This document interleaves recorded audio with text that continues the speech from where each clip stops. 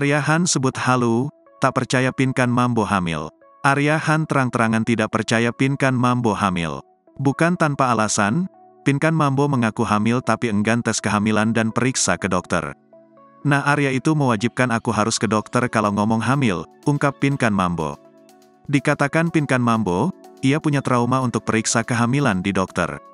Nah, aku punya trauma, kalau kita ke dokter nanti malah keguguran, katanya. Karena itu, Arya Han menganggap tanda kehamilan Pinkan Mambo sebagai halusinasi atau halu. Ia mengaku sedih karena sang suami tampak tak percaya padanya. Pinkan mengaku bahwa sang suami berkali-kali membantah kehamilannya saat ini.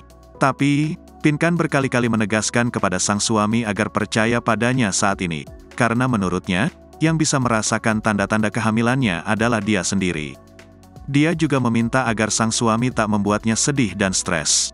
Pinkan pun menegaskan bahwa dirinya dan suami saat ini juga tidak menunda untuk hamil. Mendengar curhatan sang istri, Arya Han mengaku stres. Oh, bagus itu jawabannya, makanya saya stres.